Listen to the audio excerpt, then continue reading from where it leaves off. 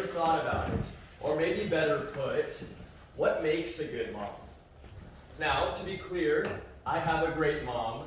My mom is one of the best. She has loved me better than anyone, and her love will continue to positively affect me for the rest of my life. But what makes her so good? I have assembled 4 objective indicators that you are in fact dealing with a good mom. These are scientifically proven indicators. And I have some reasons and some stories as to why my mom fits the bill. The 4 indicators that you are in fact dealing with a high-level mom are: 1, she is a teacher; 2, she is a builder; 3, she is a soft place to land; and 4, she's a good friend. Number 1, she is a teacher.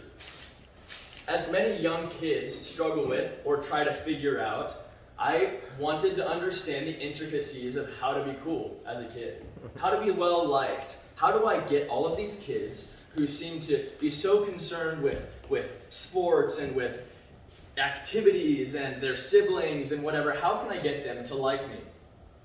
I was 8 or 9 at the point in time when I asked my mom this question first, and we were in the car on the way to school, and she looked over at me and said, "Matt, people's favorite conversation topic is themselves."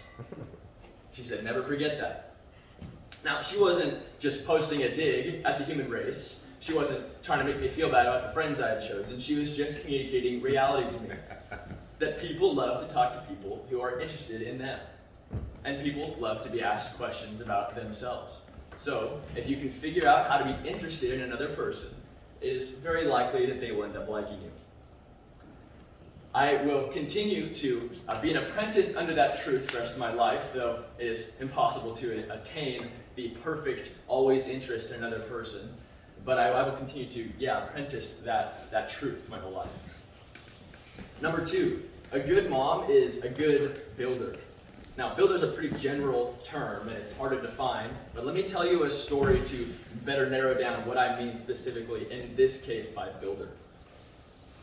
When I was young, 2008, I was 8 years old, my parents got divorced, and I think I've spoken about this in some table topics or another speech before, but my parents were divorced, and there was a period of time for 3, 4 years, 5 years, where my dad was relatively uninvolved. He was out of the house, and I was there as a boy, unsure of what to do. I had no male role model. I had no certainty or role model, to look up to figure out how to act as a boy. I became unsure and unconfident in my regular life, and my mom started to see that.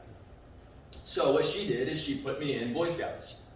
She knew that she couldn't be a dad, but she knew that there were a lot of dads in Boy Scouts. And she wanted to build me in that way. Through Boy Scouts, I learned camping skills. I learned how to interact with a bunch of other boys my age. I had a lot of dads pour into me and care for me in ways that I would not have gotten if I wasn't in Boy Scouts. And I remember at the time wondering why my mom kept sending me on these camping trips. Like, "Mom, what did I do wrong? Am I really that hard to be around?" But after conversations now and looking back and seeing her wisdom, I'm grateful to have such a great mom who is a builder. Number 3, which is a soft place to land. Also, when I was a young kid, I had this deadly, paralyzing fear of zombies.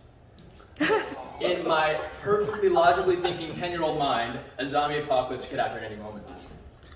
I would often go to bed at night thinking, this is the night. This is the night when a zombie bursts through my bedroom door. I need to be alive.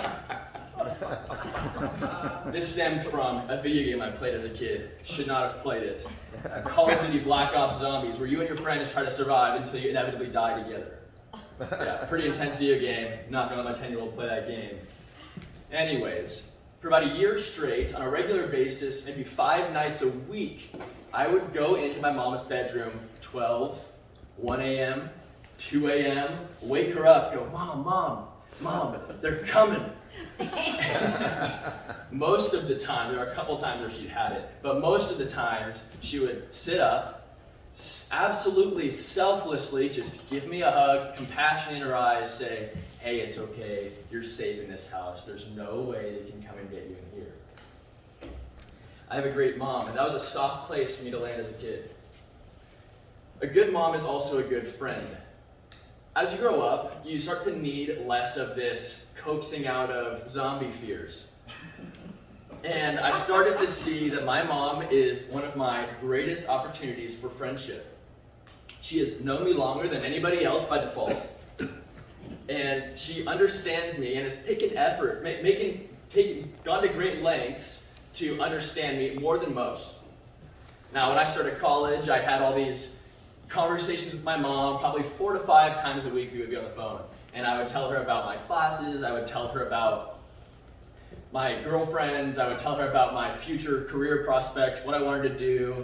And she has been a great friend through those circumstances, through those experiences. And she will continue to be that, I am sure, as I grow up even more. Now, to answer my original question, who needs moms? The answer, as we all likely know, is everyone.